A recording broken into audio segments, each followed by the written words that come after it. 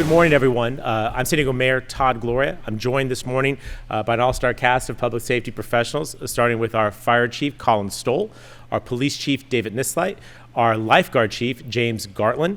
We have many members of the community represented here as well. Tram Lamb, representing Little Saigon, San Diego. Bob Ilko from the Scripps Ranch Civic Association. Chris Nielsen from the UC Planning Group. Barbara Gelman, a neighborhood watch from the University City area as well. And last but certainly not least, Wendy Moore Robinson, the executive director of the San Diego Fire Rescue Foundation. Later this week, the San Diego City Council's Budget Review Committee will meet to discuss my proposed fiscal year 2025 budget and offer their proposed changes. Developing a balanced and responsible annual budget is a partnership between myself and the City Council. And although our specific priorities sometimes differ, we are united in one objective: to deliver the highest service levels possible with the revenues that we have available. 3 weeks ago, I turned over to the City Council my proposed budget, which has been updated to reflect our most current financial figures. Thankfully, the fiscal outlook has improved slightly over what we knew back in April when the budget was originally proposed. And this has allowed us to restore some of the cuts proposed in the original draft budget. Council members now have the opportunity to make changes to that budget proposal, and I'm urging them to pass a responsible budget in line with the approach my administration took as we address a deficit of more than $170 million. Specifically, I want to ensure that our spending plan supports the core services that every resident and business in San Diego should be able to rely on. Top amongst those services people should be able to rely on is a fast and effective response from our first responders, our firefighters, our paramedics, our lifeguards, and our police officers. San Diegans must have well-funded, fully staffed, and effectively equipped fire rescue and police departments. And my proposed budget makes sure that we meet that requirement. The stakes of appropriately funding our public safety departments could not be higher. And this is not my first tough budget cycle. 15 years ago, in the midst of a recession, when I was a newly elected city council member, we faced an enormous budget deficit that was partially solved by cutting public safety. Fire station brownouts, the elimination of the police mounted unit, pay cuts and furloughs were all solutions used at that time to close that budget gap. The fire station we're standing in today was one of the stations browned out, leaving it with no staff to respond to emergency calls in this area. In the summer of 2010, that decision had fatal consequences for a family that lived just a block from here.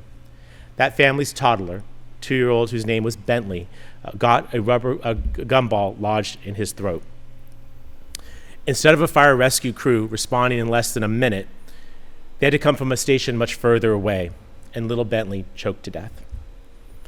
A few months after that, a 78-year-old man died in a house fire 3 blocks from a browned out fire station in Golden Hill. Our decisions on public safety staffing are life and death, and that's why you've seen me fully fund public safety in each of my budgets since I've become the mayor.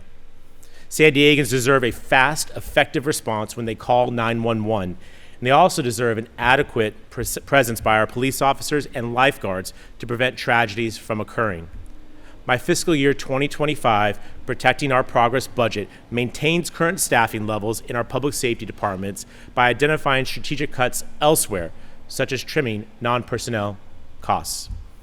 It adds funding to staff our newest fire station in Torrey Pines to address a long-standing coverage gap in that area, and it adds a firefighting unit to the San Pasqual Valley to help address the risks of wildfire in our backcountry. Public safety is job number one of local government, and I want to be clear that we will not balance the budget by sacrificing that in any way.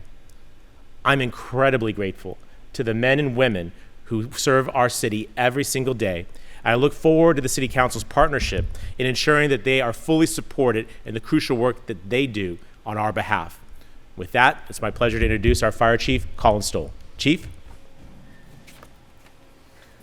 Thank you, Mayor. Welcome to Fire Station 44. I certainly want to thank the mayor and the elected officials for their continued support on public safety, specifically this budget that the mayor is proposing. Given the budgetary challenges that we are seeing this next fiscal year, we are certainly appreciative that we are not going to see the reductions that the mayor mentioned 15 years ago. Maintaining the core services of public safety is a top priority, and although we knew that there was going to be many challenges for this next budget year, we are very thankful that we are continuing to see the funding necessary to provide those core services and protect our communities. Those specific ones that the mayor mentioned, additional personnel in Torrey Pines and in San Pasqual in those hard to serve areas, as well as some specialty positions that are going to definitely make a difference in alternative energy storage and lithium-ion batteries that we're seeing, as well as protecting those at Petco Park for the increased events that we see in Gallagher Square. Those positions we know are essential to continuing to be able to protect the public. So again, we knew that there were some very difficult decisions ahead for the mayor and continue to be for the elected officials, but we appreciate the support, the continued support for public safety and maintaining all of that funding so that we can continue to protect those communities. So thank you. And now I'll introduce our police chief, David Nislight.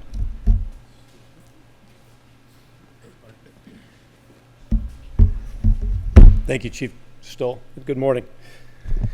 As this will be my last press conference with Mayor Gloria, I find it a little ironic that I'm standing inside of a fire station and not a police station.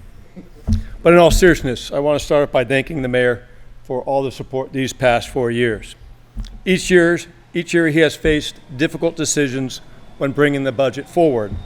And each year he has chosen to fully support public safety and law enforcement. This year was challenging, and Mayor Gloria and the council have to balance our community's priorities with the reality of limited dollars. While it's no easy task, SDPD is proud to see that we will not have to make significant sacrifices to continue keeping residents safe this year. With this budget, we'll be able to continue to hire more officers to join our police department, continue to lower our response times that have recently shown improvements, and continue the progress we've made on addressing violence and crime throughout our city. As everybody knows, Chief Wall will take the helm this week, at the end of this week, and I am fully confident that he will do an outstanding job. Before I conclude, I want to take the opportunity to thank Chief Stoll and Chief Gartland, who have been incredible partners over the years. And I want to thank the City Council for asking informed questions of me and my staff and ensuring we are making the best decisions when it comes to public safety. And with that, it's my pleasure to introduce Tram Lam, Little Saigon, San Diego.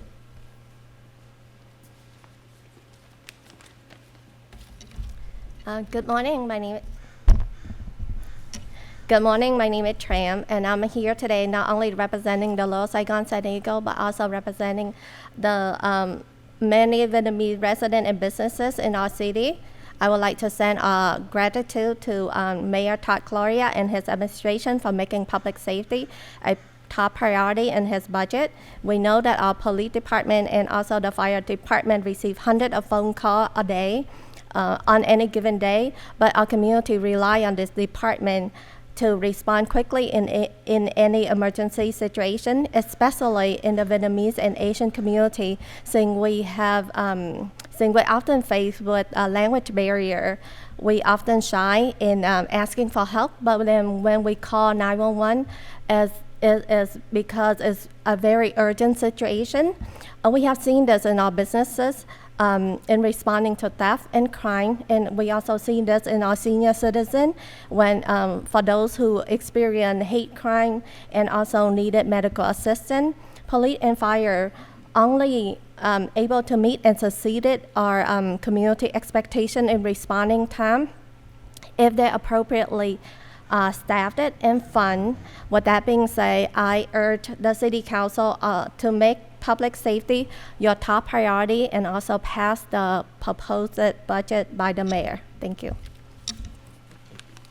Oh, sorry. I would like to introduce Bob Eagle from Script Ranch Civic Association.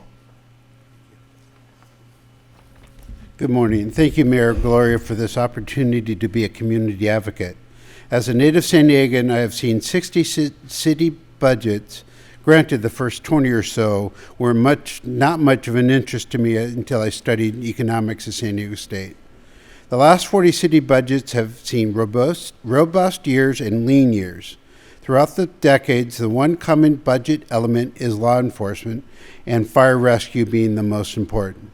Not everybody uses a park or a library or a recreation center, but everybody needs our first responders.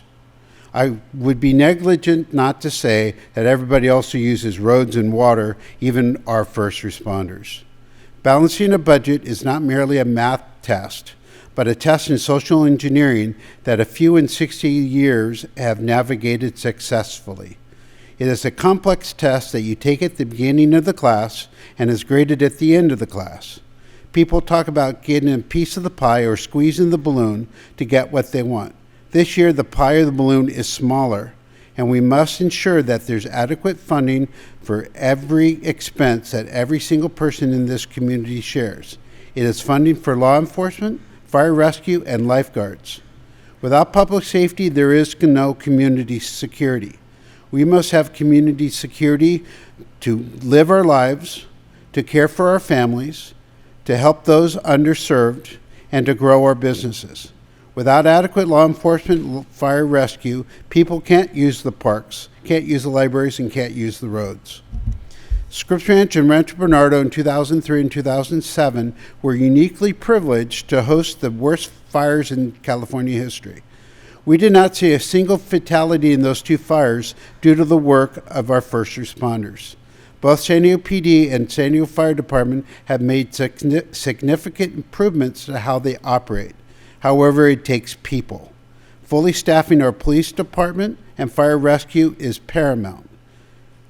Building more fire stations, namely Torrey Pines CCSD, and adding more firefighters in San Pasqual saves lives. Retaining law enforcement and recruiting full police academies is essential to improving our minimum staffing levels.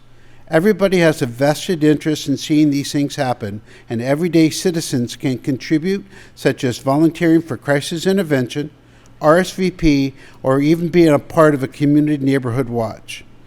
Mayor Gloria, you're in the graduate level course of this year's city budget class. We hope that you use your years of experience and training to navigate the complex test. Your grade is our grade. Our lives and community wellness rely on a passing grade. Next, we're here. Thank you, Bob. I think you see those 60 years of city budget watching on display in his comments. I'm happy to take some questions in just a moment. I also encourage folks to talk individually with some of the folks who are here, including Chris, Barbara, and Wendy, who are certainly, I don't want to put you on the spot, but I'm sure we'll be happy to give your individual perspectives. I want to shout out to Chief Gartland, our lifeguard chief, who is passed his test on Memorial Day, did a great job, he and his folks out there, and now in the summer season. Chief, thank you for all you're doing out on our beaches, keeping folks safe. And I just want to use this last moment here to take advantage of the opportunity. Chief Nislight beat me to the punch, but as you know, he is retiring later this week. Chief Stoll, we've got a few more months with him, but I just want to acknowledge that this is their last municipal budget, that they're going to help us lead through to the finish line. And I will just say that we have been tremendously fortunate to benefit from these two gentlemen, both of whom have served the city in uniform for 36 years each. That's incredible. That's that level of expertise that takes a difficult budget year like this one and allow us to advance a proposal that I think handles the challenge without making major reductions to neighborhood service levels. Both of these gentlemen, I can attest, love San Diego.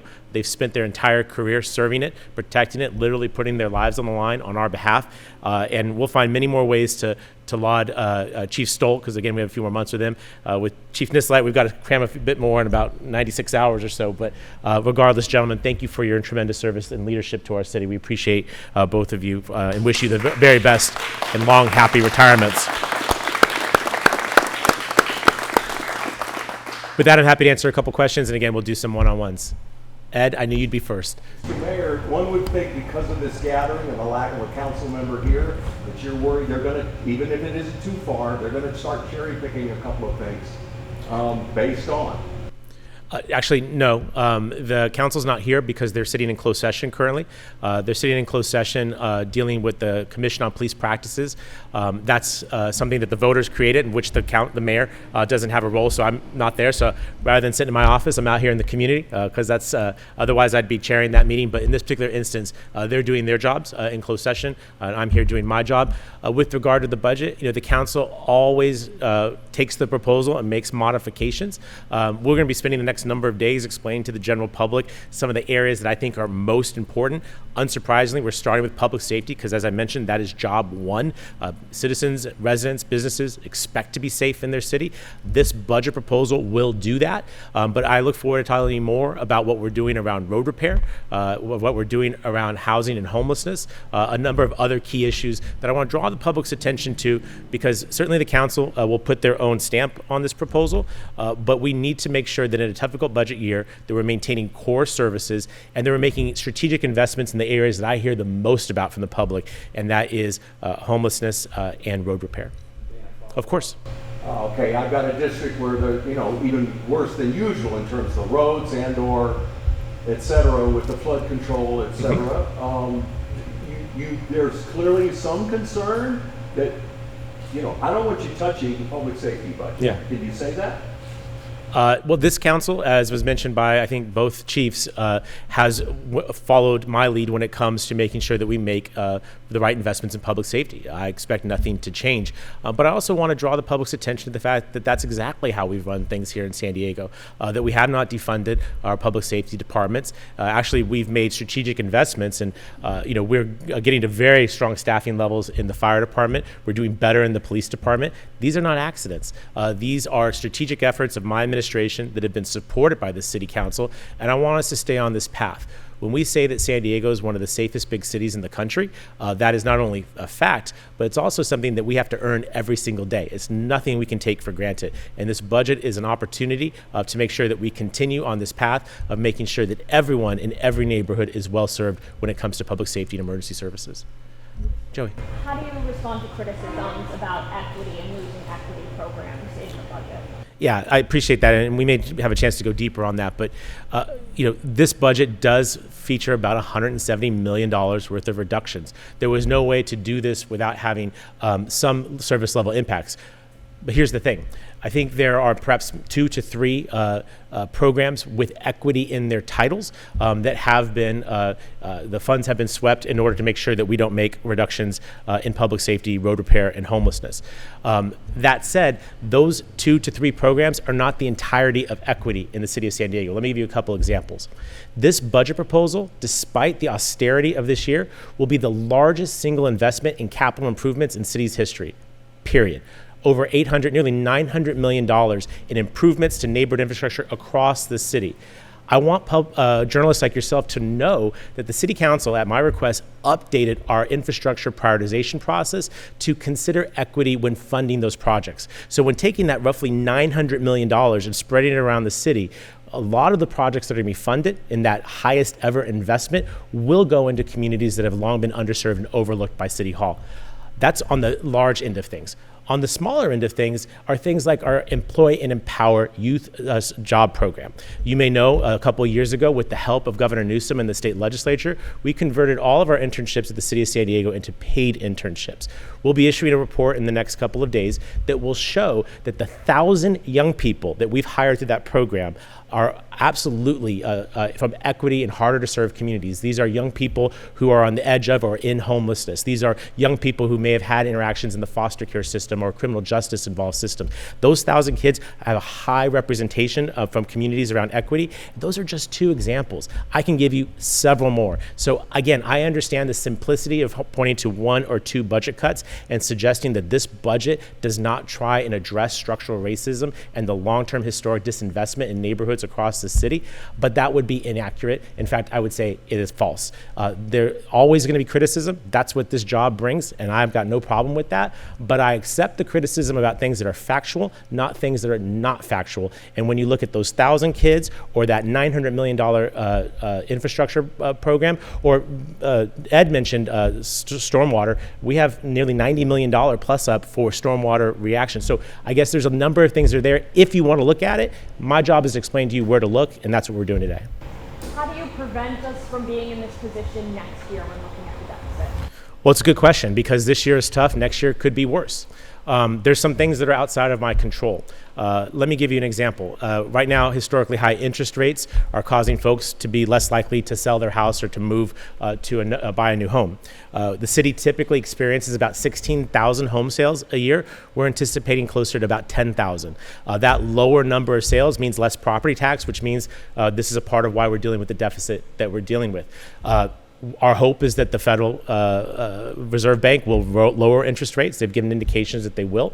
I think if that happens, you will see more home sales, and as a result, more property taxes. That will mean that we're in a different position. If the Fed chooses not to do that, we'll be in the same position.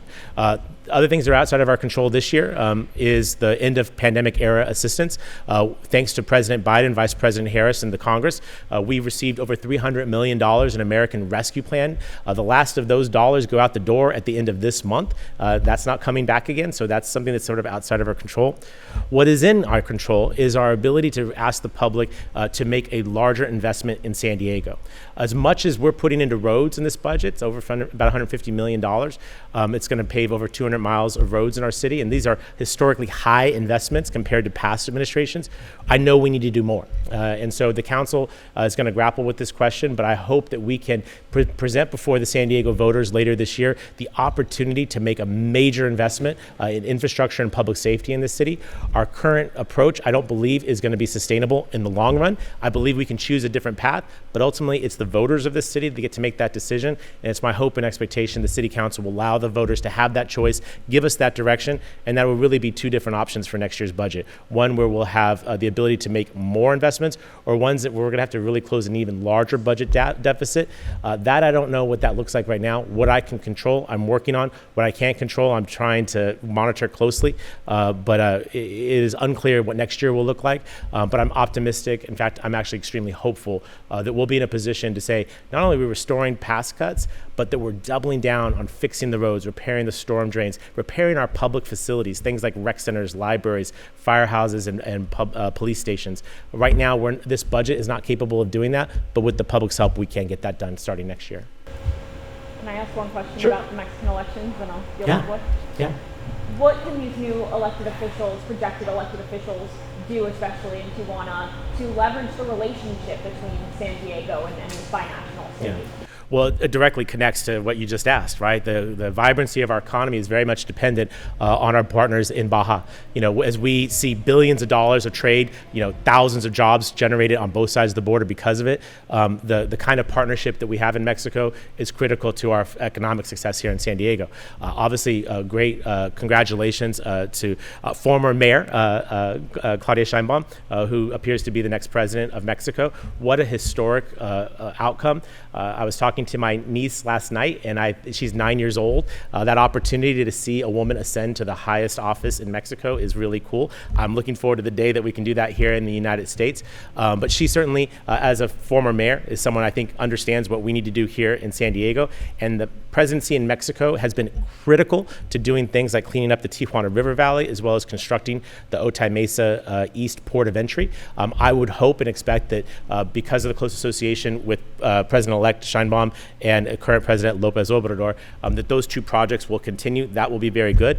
And then I've deeply appreciated my relationship with Mayor Caballero in Tijuana, and I'm looking forward to having a new partner in Tijuana to do all that we do together, which is generally speaking trying to improve quality of life on both sides of the border while simultaneously selling our Cali Baja mega region to investors and job creators around the world to come here. In fact, this morning I welcomed the convention to San Diego. Thousands and thousands of life sciences companies that will be here all week long. A part of why they're interested in San Diego is the ability to have the brilliant minds up here in San Diego working with manufacturers in Mexico, teaming together to give us a competitive advantage that frankly other life sciences clusters in this country simply don't have. So this is a connected matter, and I think that the outcome that we saw last night indicates that we'll have a lot of good partnership that will accrue to the benefit of the people of San Diego. Yeah. I think that's more than enough. Thank you for your time. We're here available for one-on-ones, but appreciate y'all being here. And again, appreciation to the men and women who stand behind me in their uniforms. We are one of America's safest big cities because of them. They have my eternal gratitude. Thank you guys very much.